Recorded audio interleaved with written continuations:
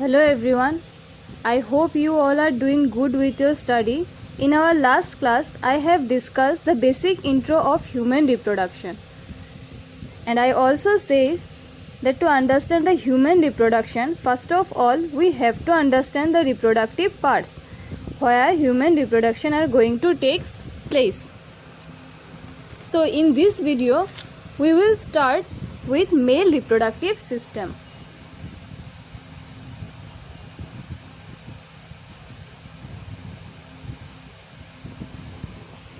Now, the male reproductive system comprises of primary sex organ, that is a pair of testes. And these testes are present 2 in number. Now, what is the function of this primary sex organ or testis? The main function of this primary sex organ is to produce gametes.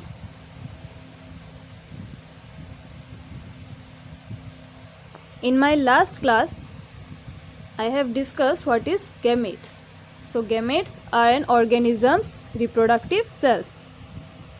In case of male, it is called sperm cell, and in case of female, it is called ova cell. So, this primary sex organ or testis produce gametes, that is sperm cell, as well as hormones.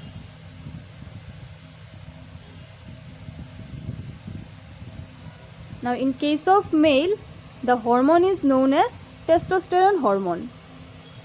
So, primary sex organ produces sperm and male sex hormone, that is testosterone. So, these two functions are performed by primary sex organ, that is a pair of testes. Now, to help this primary sex organ, there are some accessory or helping sex organ which are known as secondary sex organ. Secondary sex organ includes certain structures and glands. So here it would include, first one is epididymis, then glands like seminal vesicle, prostate gland, and the third one which is again present in pair, and that's called Cowper's gland.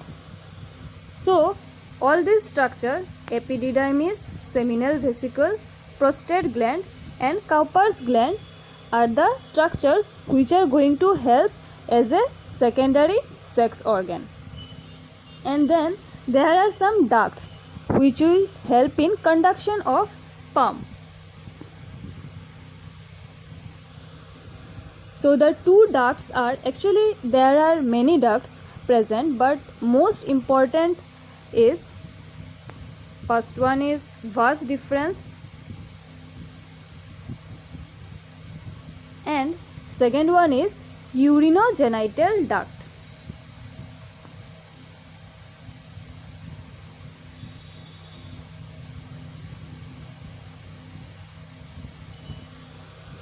And why they are calling it urinogenital duct? Because in case of male, it is the common passage for conduction of urine as well as sperm.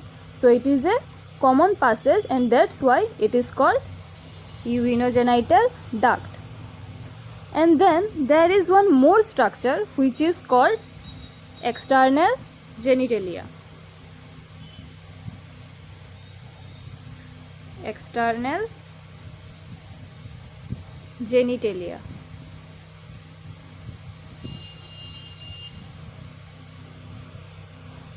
And that is the penis which helps in insemination. That external genitalia helps in insemination. What is insemination?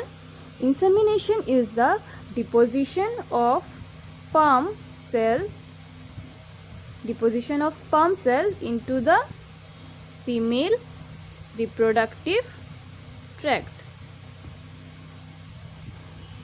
So insemination is the process in which sperm cells are transferred or deposited in female reproductive tract. So these all are the various parts of male reproductive system. First one is primary sex organ, which is testis. Then secondary sex organ, which are epididymis, seminal vesicle, prostate gland, and Cowper's gland. Then ducts, which are vas deferens and urinogenital duct, and the external genitalia, which helps in insemination. Now, when we are talking about this primary sex organ, they are in pairs.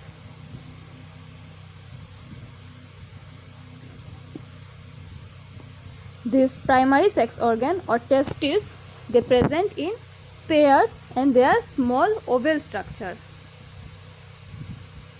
Small oval structure and approximately 4 to 5 centimeter long. And they are located outside of the abdominal cavity.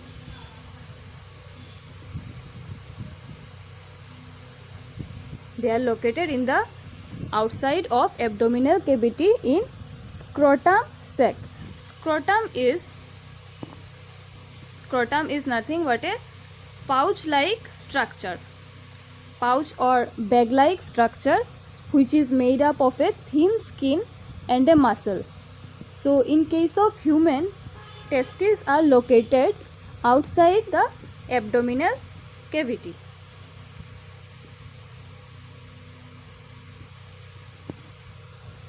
Now when we talk about the structures, the scrotum sac, this is one scrotum sac and this is another scrotum sac. These two are separated by a thin membrane, and this thin membrane, which is called scrotal septum.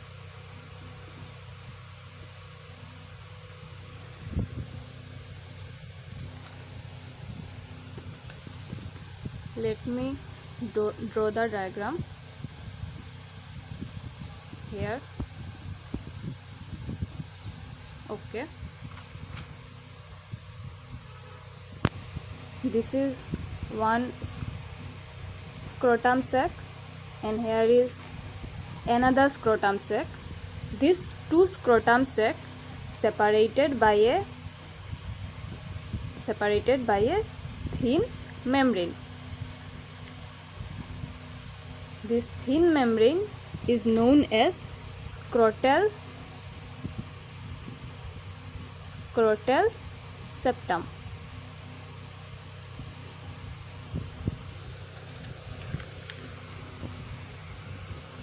And these are the two compartments. Like this is one compartment and here it is another compartment or two pouches. Each one is going to hold one testis. Normally one testis is little lower than compared to another testicles, and so there is a level difference. There is one thing where abdominal cavity connects with these pouches, like here this is the scrotal sac and here is the connection where abdominal cavity connected with these pouches, and this connection is known as inguinal canal.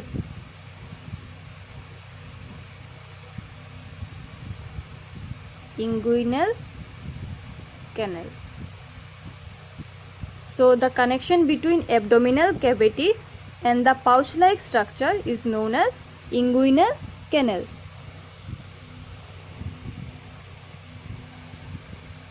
And now here some cavity presents. This cavity is known as vaginal coelom. Vaginal coelom. This vaginal coelom is filled with a tissue.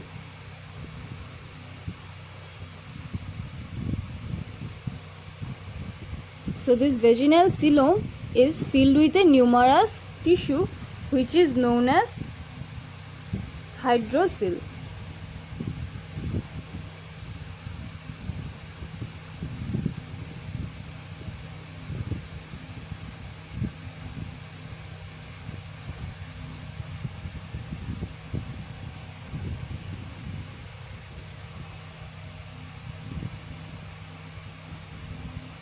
And in this cavity,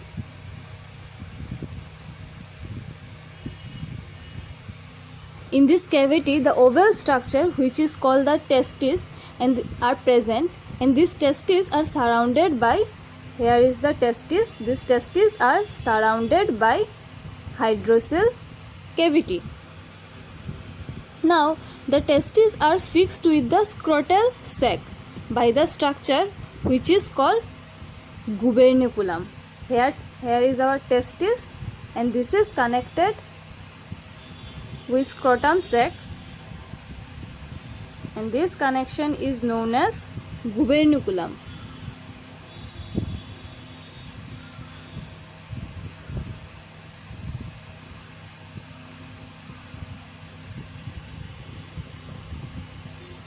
Now each testis is surrounded by a thick fibrous layer. Here it is surrounded by a thick fibrous layer, and this layer is known as tunic albugina. Let me write here, tunic albugina.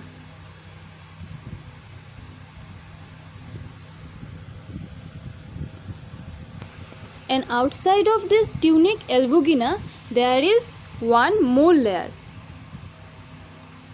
There is one mole layer which is known as tunic vaginalis.